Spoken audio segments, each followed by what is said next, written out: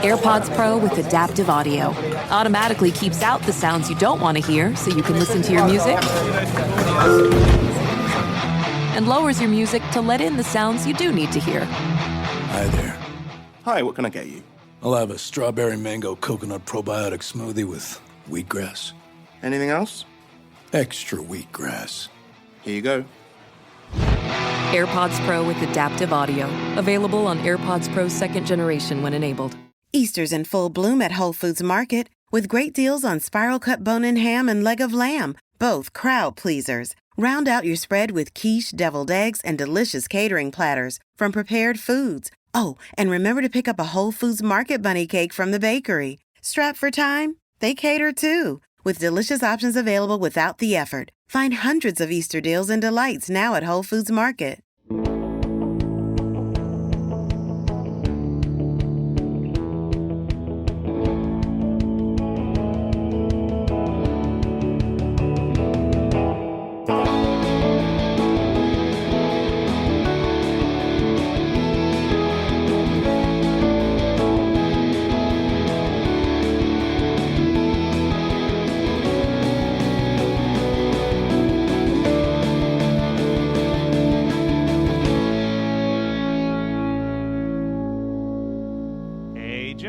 Hey, Matt. We are back in Newport, but it's not just us who are back at Newport Beach this week. Who else is back? Caitlin Cooper's back as well. This is going to be an interesting episode to talk about, Joe, for a couple of reasons. For starters, it's not a particularly good episode. But secondly, all of my notes erased themselves. No. So, yeah, and I was like, well, you know what I'm not going to do is rewatch this episode to rewrite those notes. So I was just kind of going off the dome this week. Oh, my God. Now, I think we're okay in the sense of there is like, we've had episodes where there are like 4 storylines happening at once. Mm-hmm. This is basically just the Coopers. Like all of the storylines are focused on the Coopers almost exclusively. Mm-hmm. And the biggest thing being that Caitlin is back. I would say that the big hits are Caitlin is back, Johnny tells Marissa the truth that he's not going on this surfing thing, and Caitlin's a hussy for Johnny. She's gonna Lolita Johnny. Now, is this hold on. You've used like 2 of the most like erudite and arcane words to describe a young woman asserting her sexual agency. Like I can't remember the last time I heard someone call another person a hussy. That wasn't like, in Les Mis. Yeah. So I love that, by the way, because it's also it's not misogynistic in the way, because the tone is so like, you know what I mean? Like it's like, she's such a hussy, and I'm like, no, I think she would also agree she's a fucking hussy too. Yeah. What I want to ask you, Joe, because I didn't feel like researching this, because I don't know, I feel like anything that I Google with the OC just accidentally gives me spoilers. Okay. This isn't the same actress that played Caitlin in like 2 random episodes in the beginning, right? No. This is a full-blown recast. Yeah, this is Willa. Oh my God. I looked up her name when I watched it. This actress, the original actress that played Caitlin, was Shailene Woodley, who, famously of Secret Life of the American Teenager fame. Yeah. Who is the other thing is like Shailene Woodley is like the actual age that Caitlin should be. And then this girl, Willa whatever, is like the stepdaughter of Brian De Palma, and is present like, it's just so interesting because like even in the show they are making her out to be like a generation younger than the people in the show. Yeah, which is weird because like both times that her age was stated as 14, I was like, no, it's not. Like I'm physically looking at this person. No, they're not. No. They're not, like that's not like 14-year-olds aren't built that way. No, like you could have told me 16, I would have been like, okay, yeah, sure, I buy that. There's no world that this actress is 14 in any believable way. Yeah. Like it's very, and even in her actions aren't that of. I work with 14-year-olds. They aren't this conniving and quick on their feet. The way that she just pulls a fake abortion story out of the ether when questioned about the money, that is not the way a 14-year-old's mind operates. So I was just kind of very like, but again, privilege, and she's also like at boarding school, like that's the thing, is that like the boarding school of it all elevates it to like, oh, so no wonder, and it's also like every time someone learns a new detail from the guy, she has an answer. yeah. That's like the bulk of it. So I think we're going to table Caitlyn just for a little bit and come back because, well, we must call out the fact that if we think that Justin might be in the wrong, but he was lied to about her age, or that even Johnny doesn't necessarily know how old she is, Seth Cohen does, and his comments are freaky and inappropriate throughout the whole first half of this episode. Seth Cohen, just going to keep track of this, is still a huge creep. Yeah. So the other like subplot that we have here is this love triangle between Summer's dad, Julie Cooper, and Taylor Townsend's mom. This is all kind of dumb. It's so like swept under the rug so quickly in the episode. Like it's very much like a sitcom storyline, right? No. Like you have to go on the date with this girl, but we're going to make sure that nothing serious happens. He might have feelings for this forced relationship. But the girl that he should be with is upset. And let's quickly wrap this up so we can return to the status quo before commercial break. Like, it's so quickly rushed together. But I will say this. I'm friends with people who love the OC. And we love you I've too. I've complained about this a couple times. Yeah. I've heard some complaints, and I've said this before on the show, and I'll say it again. Like, I don't think Taylor Townsend is nearly as bad as everyone makes her out to be. She's annoying as hell. And like the first couple episodes was rough, but like, I don't know. I think that there's something like weirdly sweet about how dumb she is. Like she's very smart, but very dumb at the same time. Like the way that she just like jumps immediately into like Summer and I are going to be sisters now because her mom went on a single date with Summer's dad. Like, I don't know. I'm charmed by the like less dangerous Tracy Flick of it all. I don't know if she's less dangerous. And yeah, the whole like at the very end, it's just so pathetic. Yeah. I'm trying to be gentle, and even though I use the word pathetic. But I think she's supposed to be pathetic. I don't think you're supposed to look at her and go, "What a cool kid." Exactly. But like, I think I empathize for like she's just like a lonely kid with no friends, and it actually makes me more frustrated with the core four that it's like you don't have to be besties with this person, but she's clearly done you now a handful of favors that she didn't have to do because she's so desperate to be part of your group. Like, you could let her hang once in a while. Yeah. You don't have to have her at every single time that you guys go to get breakfast, but like once a week, be like, hey, we should see if Taylor wants to join us, just to keep her from finding a strong rope in a ceiling fan. Because like this girl's not doing great with her family life. Her mom's awful. Dad's out of the picture.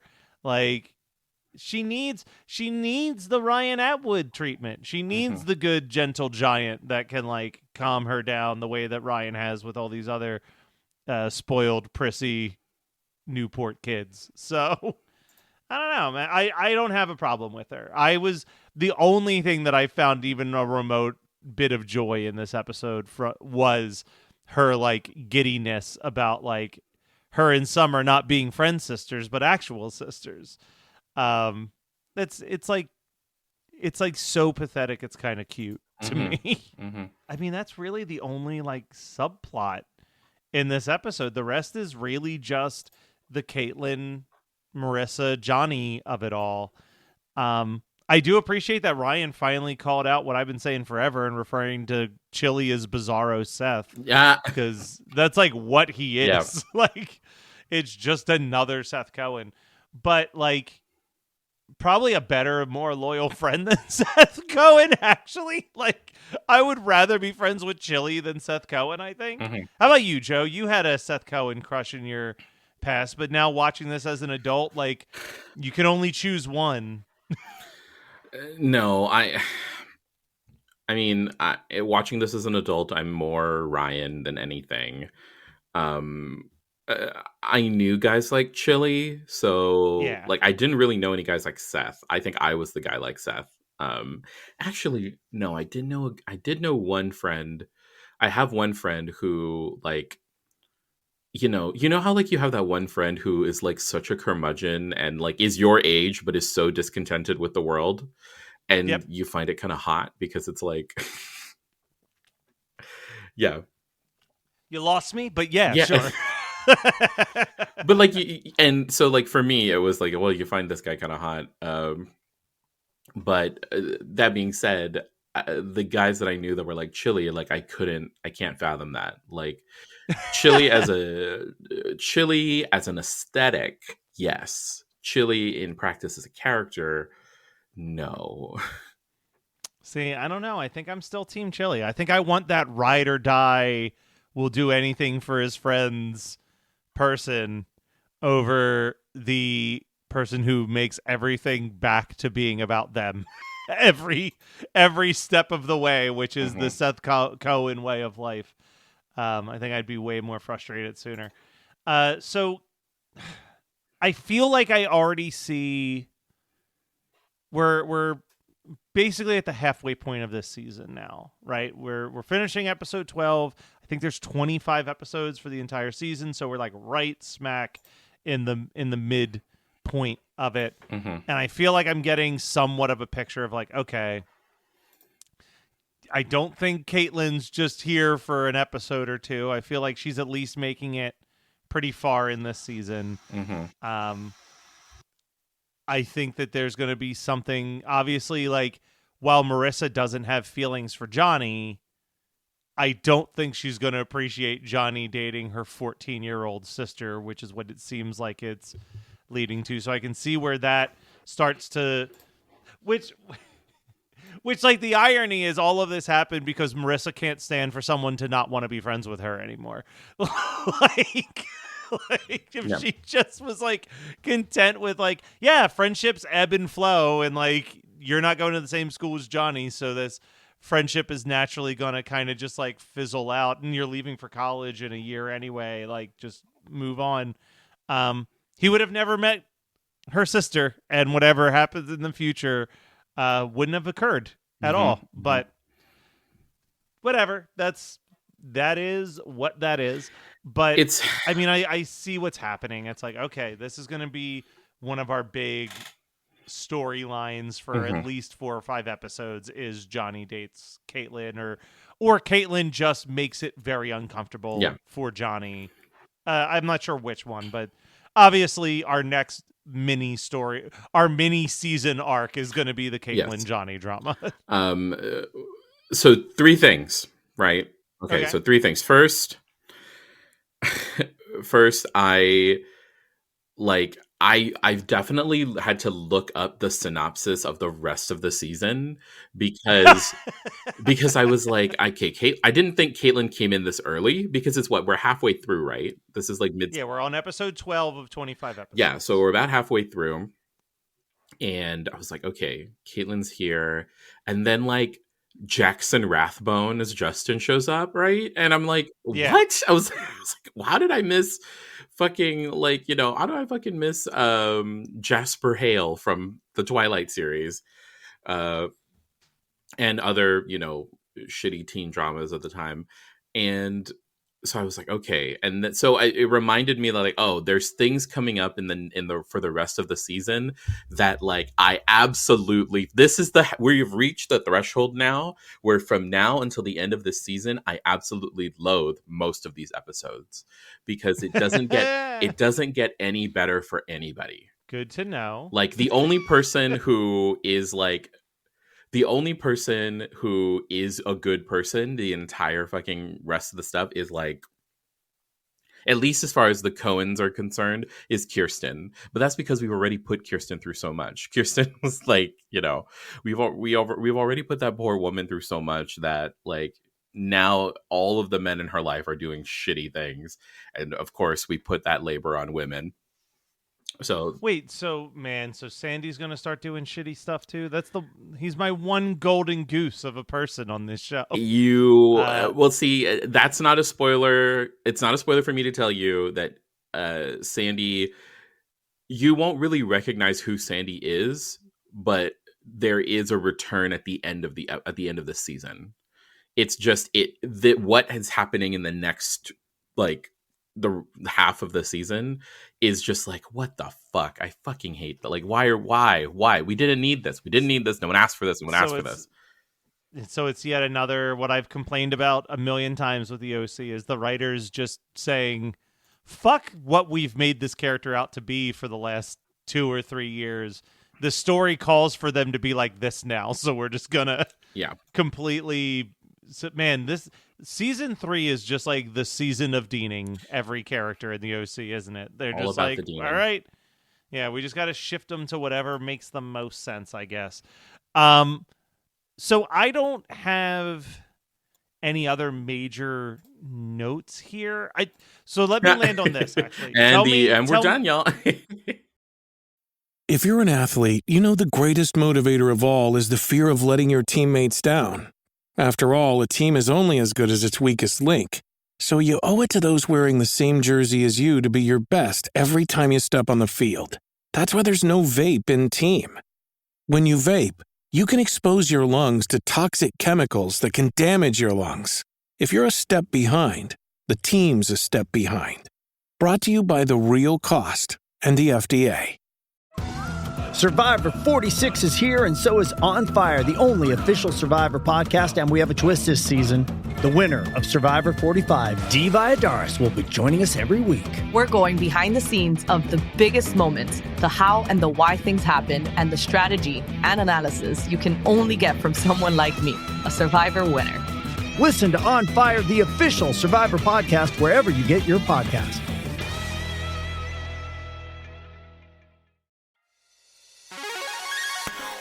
Hey, welcome to Unstable Topics, a fast-paced, jam-packed, unhinged bestie podcast filled with facts, reacts, and made-up games in between.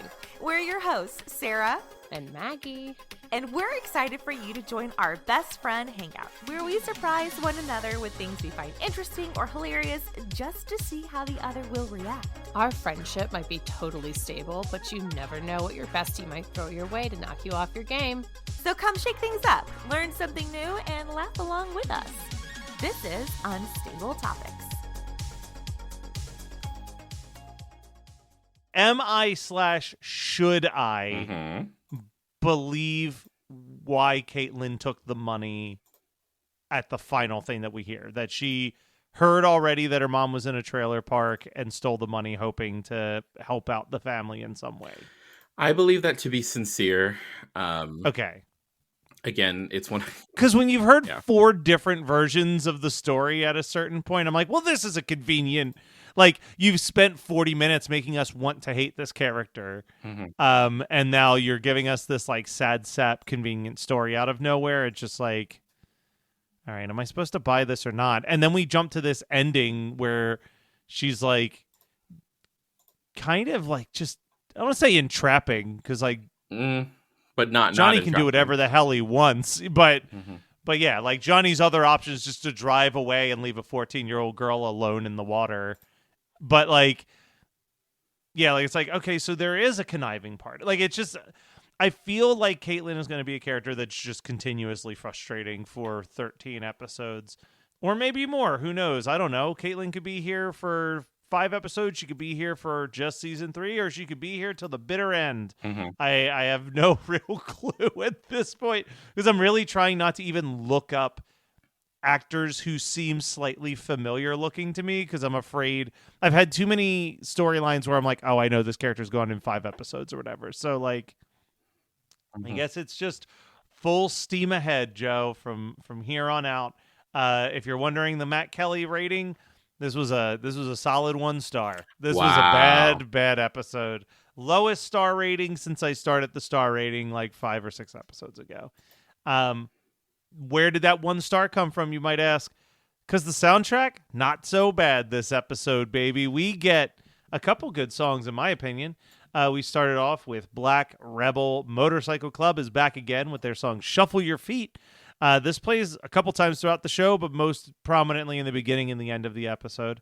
When Ryan confronts Justin, Gold Spot's Time Bomb is playing. When Ryan confronts Caitlin, Under Oath's A Boy Brushed Red Living in Black and White was playing.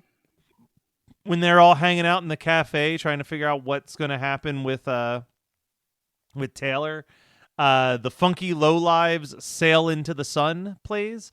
And then lastly, when Ryan gives the money to Justin, the Rakes Retreat plays. So, Joe, I immediately knew what my song of the week was going to be when I heard it. But what about you?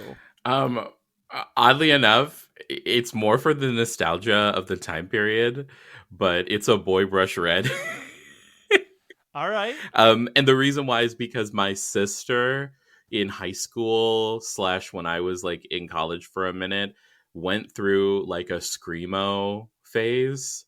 Like the guy that she was dating at the time was like into screamo, and it was just very like it was one of the moments where I started to see her, and I guess it's kind of related to the episode. I started to see her as not like, oh, you're not just like my little sister. She's not a girl, but not yet. She's not a girl. That was the gayest shit. Don't say that.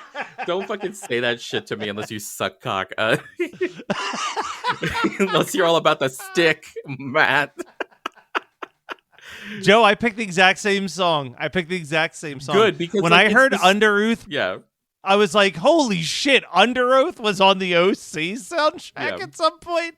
And yeah, Under Oath, I mean, I grew up as Under Oath as like the hardest of hardest Christian metal. And so like that really caught me off guard. And also I feel like there's not a lot of screamo in the OC. So that song stands out like a sore thumb when it shows up. It's so like I was like, and it's also like I just remember thinking like, I wonder if this is Under Oath. Yeah. And then when you said because I don't look up the music just because I just try to go off of, you know, if I know it, if it's recognizable, I try not to look anything in. That's the one thing that I like. I go into blind, so I wait for these episodes. And then when you said it was A Boy Brush Red, I'm like, oh, that's like literally the album, right? Like this is like when my sister loved like Under Oath, Anberlin, like, you know, just I don't think she was ever a Boys Like Girls or Reliant K fan, but like she's missing out. Well, Joe, we have one more thing left to do. As we said before, when the OC was at its peak, it was a cultural phenomenon. So here's the point of the show where we talk about something pop culture, past, present, or possibly future, who knows, that we are excited about or really enjoyed. Mine, I don't know if I enjoyed or not, but I started watching Survivor about a year ago, and I decided that since every single season of Survivor is on Paramount Plus, I was going to start watching it from the beginning. So I did watch the first season of Survivor, and it is very interesting to go from season 45 to season 1 and see like how much has changed with the way the game works. Like season 1 of Survivor is kind of fascinating. I can understand why it was such a cultural phenomenon, because you literally are just like dropping a bunch of people in the middle of nowhere and wishing them the best of luck for like a month and a half. I actually watched the first 2 seasons. Season 2, a dude fucking passes out into a fire and has to be like airlifted to a hospital for 3rd-degree burns. So like it's insane how real the first couple seasons of Survivor are and how like dangerous the circumstances actually are. But what it also is interesting to go back on is to see when certain words were just perfectly fine to have on primetime television. And, you know, the winner of the first season of Survivor, spoiler alert for anybody who hasn't watched it, is a gay man. And the amount of Fs that fly freely throughout that season while discussing him is something. It's something. Not gonna say if it's good or bad, but it's certainly something. But I'm excited for the other 40 seasons of this journey that I have to comb through. So just wanted to mention that I'm doing that to myself. But yeah, I mean, I think that the first season of Survivor is truly one of the top, like, I think in our lifetime, one of the biggest, like, television pop culture events. Like, it's like that, Lost, like, like Breaking Bad. Like, it's this, I'd say that if you were looking at, like, the 10 biggest first seasons of television in our lifetime, Survivor's in that conversation for sure. I agree. How about you, Joe? Well, I mean, as of recording this, what can I say other than Beyonce is going country? Beyonce is going country. She has really, at the Super Bowl, she famously dropped which her Super Bowl commercial was amazing. Like, the fact that they got Beyonce to do that, I was like, dang, everything in that commercial was really Beyonce and Tony Hale, which was like, I did not know I needed that. That's very, like, that's very Queen Latifah and Jimmy Fallon doing a movie together. But the Texas Hold'em. So first of all, Act 2 is coming out, which, like, Renaissance, the last album, the last big tour, the movie was all Act 1. And I remember when Break My Soul was released, that it was like Act 1 was like on the lower right-hand corner of all of the, like, the YouTube and, like, the Instagram posts and stuff. And then there were people who were like, oh my gosh, y'all, I think this is the first of 3 successive albums that she's planned out. And you talked about this a little bit about last week, I think, about how, like, the assumption is this is going to be like a 3-part series of how much black music has inspired popular music. Right? Yes. Like, we're going to get, like, hopefully Act 3 is a rock album from Beyonce. Yes, but, like, again, I am just so obsessed with this music right now, and, like, the discourse that's happening like, that's why I'm bringing it up again, because, like, it's really starting to break the brain of people that, one, black people can and do like country music, and just like extrapolating what this is going to mean, because in the time that, like, I last talked about it, and now she is now the first black female artist to have a #1 single debut on the country Billboard chart. That's crazy. Which is, like, is wild, because, like, there are many there's at least one that I can think of, like, modern black country artist. And it's just so wild to think that, like, oh shit, like, Beyonce's doing it. And what does that mean? Does that mean, like, and also, like, because we know that most of the money is made in touring now, and what does that mean for what her? does that tour look like? Yeah. What does that tour look like? I didn't even think of that question. Yeah, that's a great question. Yeah, what does that tour look like? Is it going to be a tour, or is it, like, I mean, the biggest gag would be, like, is it a fucking residency at, like, the Grand Ole Opry, right? The Grand Ole Opry for, like, 3 months, and she goes there and she just takes it, she just goes there and just takes it all from them. So I'm still obsessed with it. It's something that we're talking a lot about at work, and I just can't wait to, like, be in a fucking club and hear it come down, and then everybody just starts line dancing. Like, that's what I'm like looking. It's the same thing I felt when in 2020 Lady Gaga releases Chromatica and Rain on Me with Ariana Grande came out, and it's like, I just want to go to a gay bar and dance to this music. Just like, and I've been gay line dancing, and this is, like, perfect for that. Perfect. I wish that for you, sir. I wish for you to experience the gay line dancing to Beyonce. You hope I gay line dance? I hope you gay line dance, and I think that would definitively not be white people problems, but the people watching the gay line dance happen would be in their own personal white people problem. And that is, could you imagine, Joe? Could you imagine the folks of Newport Beach if a black woman's country song started playing as a bunch of gay men line danced, they would be beside themselves. And maybe that happens next week. I'm going to the OC. I'm going to put it out there for our internet listeners, right? If anybody is so inclined, please do a like YouTube supercut of all the white people fighting, but in the background is Texas Hold'em by Beyonce. So if anybody wants to do that, like my birthday's in April, you're welcome to send that to me, but like please, I need to see like Ryan throwing punches and, you know, people actually driving a Lexus when the word Lexus comes up. That's what I need. All right. You've gotten homework this week. We'll be back next week to see how you did.